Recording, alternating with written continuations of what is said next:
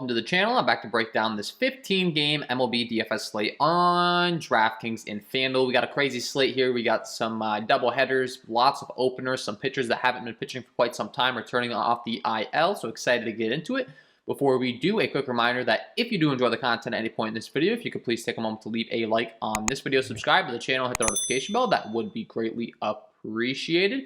Don't forget to stay tuned to the end of the video for my home run call of the day. Looking to keep it going on those. Been pretty hot throughout the season. Always getting lots of good feedback on that segment. Fan favorite. So excited to give you guys that at the end of the video. And lastly, if you are interested in some premium content, I do offer that link below in the description. I know baseball is kind of winding down here, but I do also offer NFL DFS content. That video, my final picks video, should be uploaded any minute now. I actually have that scheduled while I'm recording this. So, yeah, if you're interested in any of that, check it out. And with that being said, let's go to start breaking down this slate today. Don't forget to check out the premium content on my Patreon for NFL if you're interested. I've been working really hard on that package, so that's a little bit of a plug, but let's get into it. As always, I have to go ahead and start my sheet by K rate. It's fantasy sports. We get points for strikeouts, and the top guy on the slate today is going to be David Robertson, although he's just an opener, so we can kind of bypass him and go to Corbin Burns. Taking on the New York Mets, he comes in with a 35.5% K rate overall with a 16.6% swinging strike rate. Good ground ball, fly ball stuff, good hard contact stuff with 36.5% K rate to righties and a 34.6% K rate to lefties, as well as being very dominant against those left-handers. So Corbin Burns, the real deal. He's been dominant all season long. Comes into this game, and as far as the Vegas totals are concerned, the New York Mets have a 3.41 implied run total. And he's, right now, these lines are saying that the Brewers are a 152 favorite. Eric Lauer supposedly reported. As always, I do use DraftKings for my probable starting pitchers because they've been on point all season long. So I'd expect for it to be Burns here. Last time out, 101 pitches, 11 strikeouts. The time before, 115 pitches, 14 strikeouts.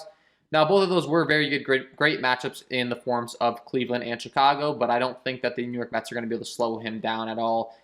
Here, you know, they might be able to put up a couple of runs as compared to none, but still really like Corbin Burns in this spot. Second on the list, we have Garrett Cole taking on the Boston Red Sox. He comes in with a 34.2% K overall, 14.8% swinging strike rate, 29.8% K rate against righties, and a 39.7% K rate against lefties. Has been very dominant against left-handed hitting in particular with the strikeout rate this year. And he's taking on a Boston Red Sox team tonight that is not the easiest matchup in the world whatsoever. It's in Boston. This is a huge game for both sides, though, I will say, as far as solidifying some wins to, you know, get further along in the wild card race here. This AL East final stretch is going to be absolutely wild, so I would say that both of these pitchers are going to have a very long leash. I mean, these are must-win games for both sides, so Eovaldi, Cole, both going to have the maximum amount of pitches that I think they would ever have on the season so far. Cole comes in at 11K on FanDuel. Eovaldi comes in at 10K. And as far as Garrett Cole, the guy we're discussing right now, he's also 10-8 on on DraftKings. Has been very good as of late, except last outing where he got absolutely blown up by Cleveland. 7 earned runs, 5.2 innings pitched. If you look before that, it was 1-2, 1 earned runs, 7 strikeouts, 2 strikeouts. That outing was cut short, and then the time before that, 15 strikeouts. So, I mean, Boston is definitely a very difficult matchup. It's a must-win game if you buy into narratives. I mean, Garrett Cole should want to go out there and really dominate here. Of course, as far as the analytical data, not exactly the easiest matchup in the world, but Garrett Cole definitely has some of the best stuff on the slate with his strikeout percentage and all of the above. Shane Bieber taking on the Chicago White Sox. He's going to be really limited coming back off the IL, so he's a no for me, not because of his talent, but just because of his pitch count. Dylan Cease taking on the Cleveland Indians, that same team that we just talked about. Garrett Cole striking out 15. It's going to be a great matchup for him with a 31.6% K overall, a 14.6% swinging strike rate, 30.6% K rate to righties, and a 32.6% K rate to lefties. So as far as matchups concerned, I've got an argument that he has the best matchup of any that we've discussed so far. He comes in as a 136 favorite, taking on this shortened Shane Bieber outing. And I should mention, Shane Bieber is expected to be limited to right around 75 pitches. So if you think you can justify his price tag based upon that, like, sure. Not seeing him listed currently on FanDuel. Over on DraftKings, he's 11-3. So if you want to go there. But Dylan Cease is definitely going to be a great option. He's 9K on FanDuel. Over on DraftKings, they've got him priced at 9K as well. He's a nice little friendly discount off some of these other pitchers we talked about. And like I said, the matchup doesn't get much better. So last time out against the Texas squad, it was a great matchup as well. He had 10 strikeouts, 92 pitches, 5 innings pitched. I expect him to be able to keep his momentum going in this particular matchup. So if you want to go to Cease, definitely have interest in him. Sonny Gray taking on this washed-up Washington team. For the most part, traded away a lot of their big assets in Schwarber and Turner. He has a 27.4% K overall with a 10.8 swing strike rate, 24.5% K rate to righties, and a 30.7% K rate to lefties. And as far as the Vegas lines are concerned, in this one, looking at the totals, he comes in as a 183 favorite. His team's expected to really give him some run support, taking on Pueblo Espino with a 5.15 implied total. He's a 183 favorite, 8-8 on FanDuel, and on DraftKings, they've got him priced at 8-6. So looking at his most recent performances, I mean, I expect him to have a good game in this one. 100 pitches, 75 pitches, 6 Ks, 5 Ks. Has been able to limit each of his opponents, his last 5 games, to 3 runs or less. And I definitely think that Sonny Gray is another guy that you could be looking to on this slate today. Then once we get past him, things start to get narrowed down pretty quickly. We do have Logan Gilbert taking on the Angels team that I continue to want to target. We talked about Garrett Cole being able to mow them down. He faced them. I think I misspoke on that last one by saying that Cole was facing Cleveland. It was the Angels, and the Angels are definitely a very strikeout-heavy team. And I'm going to continue to target them, especially with Logan Gilbert's talent. 27.1% carry to righties, a 25.2% carry to lefties, and like I said, you can't ask for a much better matchup. Looking at the ballpark and everything, this game's going to be played in Angels Stadium. So he's a 120 favorite. The Mariners offense is pretty terrible, so if that doesn't tell you anything, I don't know what does. Jose Suarez isn't exactly a pushover on the other side, so Gilbert at 8-2 on FanDuel as far as DraftKings is concerned. They've got him priced down to 6-4. That's a very friendly price tag over here on DraftKings. I'd have a lot of interest in Logan Gilbert on DraftKings today for sure in this matchup. I mean, 5 strikeouts, 9 strikeouts, 5 strikeouts the last few times out. He had 9 strikeouts against a tough Boston team, so if he can do that against Boston, he can surely do it against the Angels, and he's definitely going to be a guy that I have interest in, especially with that DraftKings price tag. That's ridiculous. Anthony Eovaldi taking on the New York Yankees, definitely a threatening lineup, but one that does have a lot of strikeouts in it, so the upside should be massive here with a 26% K overall, a 25.4% K rate to righties, and a 26.6% K rate to lefties. Anthony Eovaldi is definitely going to be in play today. He's a 100 underdog with this game. We're going to be really close. He's 10K on FanDuel over on DraftKings. They've got him priced at 9-7, and as I had mentioned earlier, if there was ever a time where these teams were really going to let these guys throw, this would be it. The strikeout upside for Eovaldi's been great. 7, 9, 8, 9, and 8 strikeouts his last 5 performances. And as mentioned, this is definitely a matchup where he can show some of that strikeout upside. So Eovaldi makes a lot of sense to me in tournaments for sure. Alex Wood taking on Colorado. Colorado's a team we can target. It's funny because when it first glanced at the slate, I was kind of thinking that we're going to be limited on pitching options. I mean, this isn't Coors Field. It's probably a stay-away spot for me, but it's a contrarian play if you want to go there. Jose Berrios taking on Minnesota, a little bit of a revenge narrative here, I guess you could say, with a 25.5% K overall, a 23.2% K rate to righties, and a 27.8% K rate to lefties. He has been pretty good on the season as far as the ground ball, fly ball stuff's all concerned, and he's backed by a Toronto offense that should surely be able to give him some run support. Hopefully here, losing last night, but they are 157 favorites.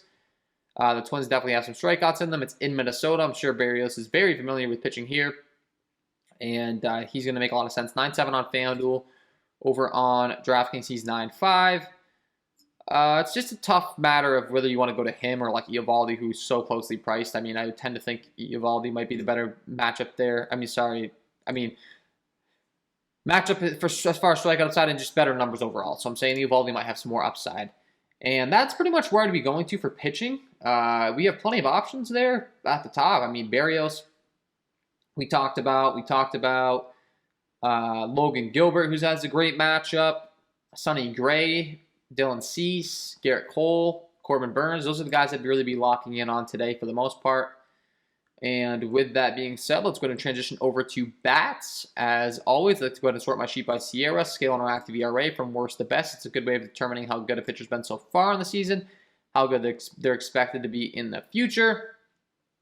And the worst on the slate is going to be Drew Anderson taking on the Baltimore Orioles. He comes in with a 6.37 Sierra, 37% hard contact rate, a 333 slugging given up to righties, a 357 slugging given up to lefties.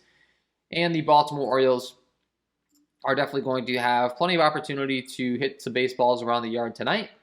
Really, the only question is this lineup even good enough to be targeting? But The Rangers bullpen's really bad. It's in Baltimore, in Camden Yards. Great hitting environment. I love targeting Camden Yards for DFS for sure. You can see green across the board as far as home runs. And when you're breaking down that they have a 4.75 implied run total, when they have a lineup that looks like it does, I think that's enough to tell you that pitching is expected to be pretty bad here. And then Spencer Howard might be coming on after. So definitely a spot that I'm going to have interest in targeting for sure. And Cedric Mullins is going to be at the top of my list for guys that I like at the first spot in this lineup as far as leadoff. Ryan Mountcastle, Austin Hayes, Trey Mancini, Pedro Severino. I'd really try to stack up the top of the order, honestly. I don't think enough people are going to stack the Orioles to where I have to be concerned about getting contrarian and stacking the bottom. The bottom of this lineup is pretty ugly, but I guess if you want to stack the bottom, that could be ultra contrarian, but it's just like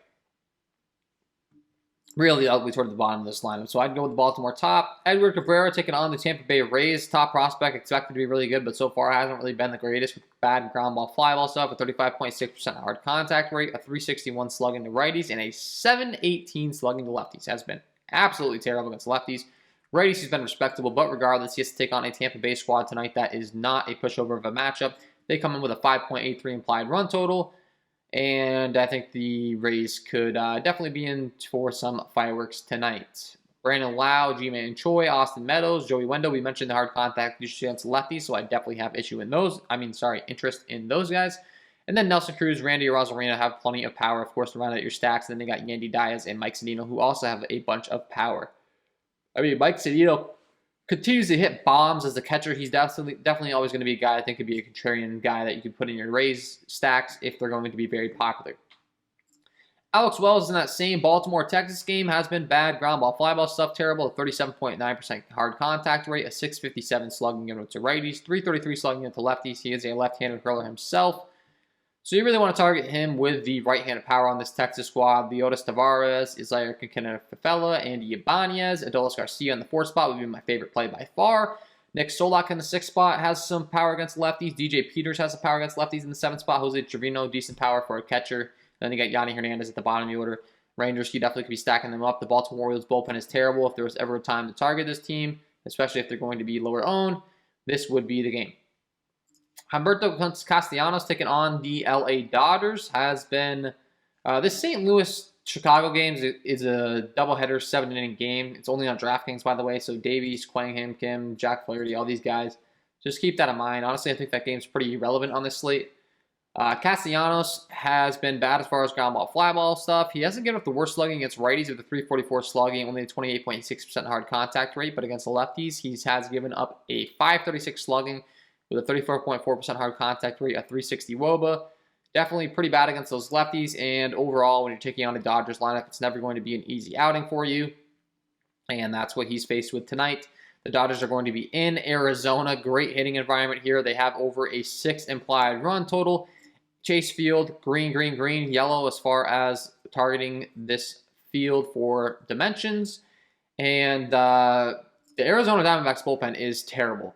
So I don't expect Castellanos to go too deep into this game. And then when he gets out of the game, it could definitely go downhill real quick. Castellanos been right around like mid-70s to 80 pitches if he is pitching good. And I have a feeling he's not going to be pitching too good tonight.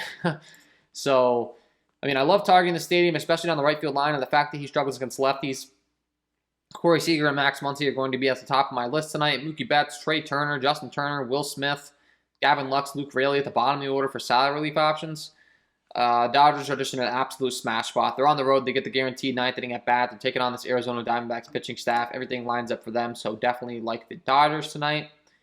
Tony Gonsolin in this same game, ground ball, fly ball stuff. Walk rate has been an issue with a 364 slugging given up to righties, a 343 slugging up to lefties. The problem is the Arizona Diamondbacks Arizona Diamondbacks lineup just isn't really good enough to really capitalize it, in my opinion.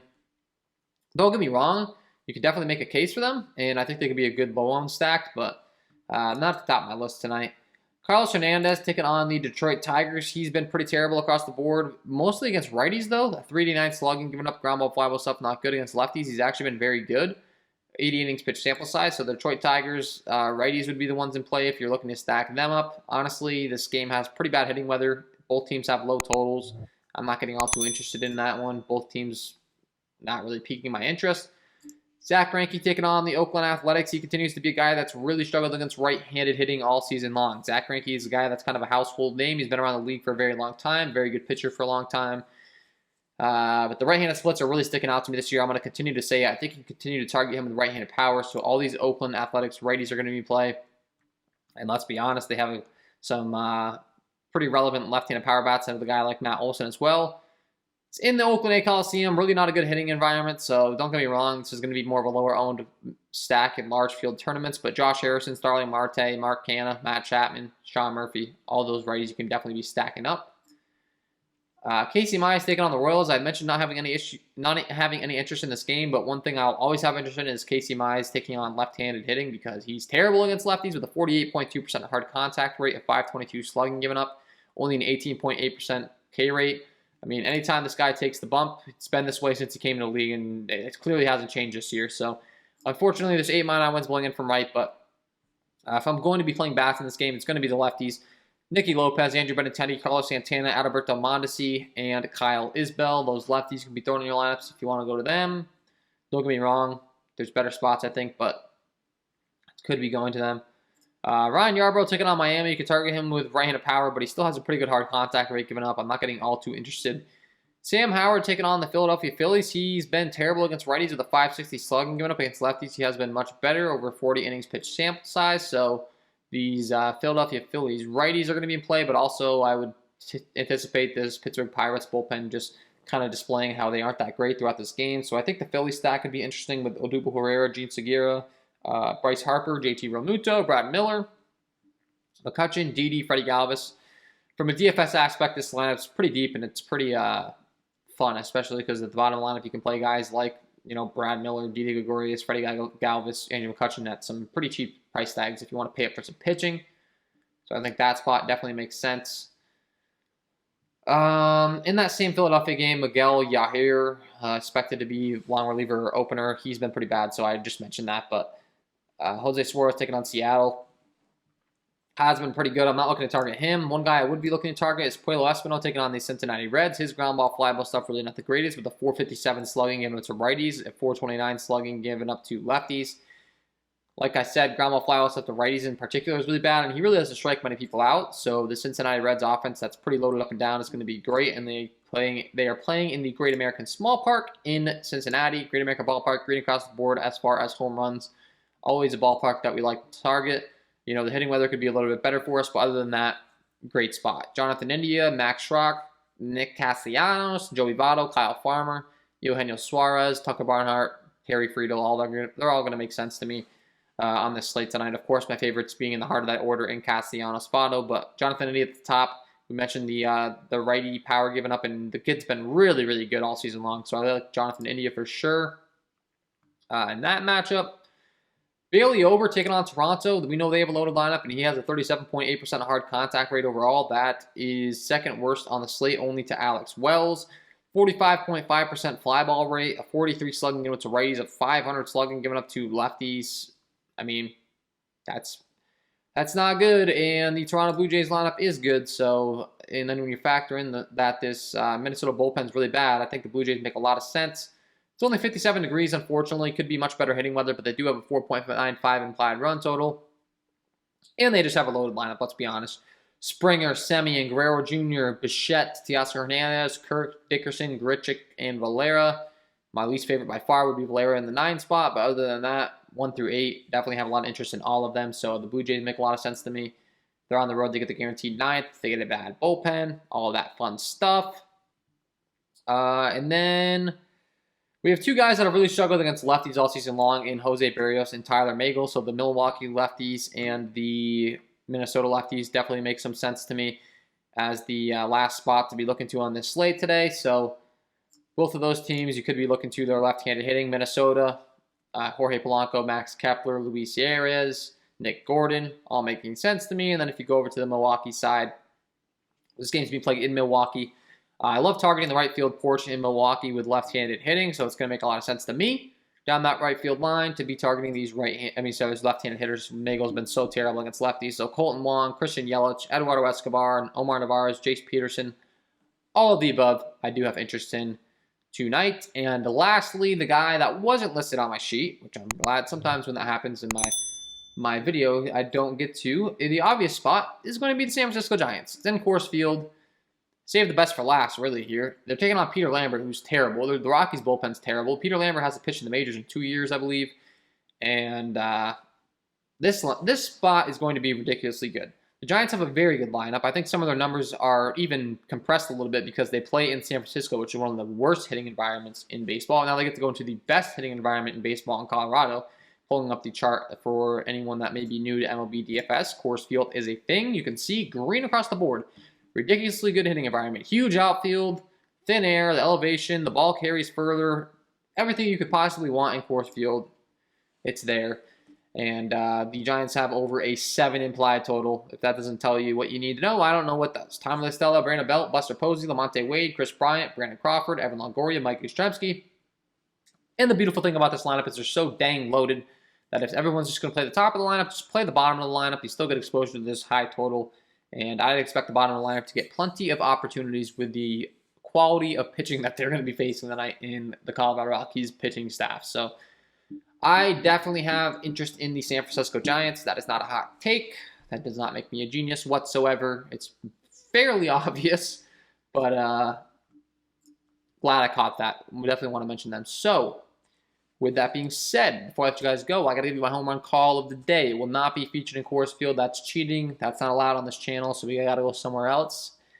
But let's get into it. And my home run call of the day today is going to be Brandon Lowe taking on Edward Cabrera. We mentioned his hard contact issues against lefties on his young career, really standing out. Over a 20 innings pitch sample size so far, only a 12.5% K rate to those lefties with a 718 slugging given up. And when you're looking at what he goes to as far as his repertoire, very reliant on the fastball changeup combination. His fastball is pretty electric, reaching up to 96, 97 miles an hour, but Brandon Lowe absolutely mashes those high-velocity fastballs with a 289 ISO and a 372 WOBA. And then when you break down the secondary pitch in the changeup, Brandon Lowe crushes that pitch as well. A 263 ISO with a 351 WOBA. Top of this Rays lineup, I think he can start this night off with a bang against Cabrera, and I'll make sure to get him in your lineups because he is my home run call of the day. So there you have it, guys. Brandon Lowe, get him in your lineups, and that is all from me in this one. If you did enjoy the content, if you could please take a moment to leave a like on this video, subscribe to the channel, hit the notification bell so you don't miss any future content that I upload. That would be greatly appreciated. I wish you guys all the best of luck tonight, and we will see you in the next one.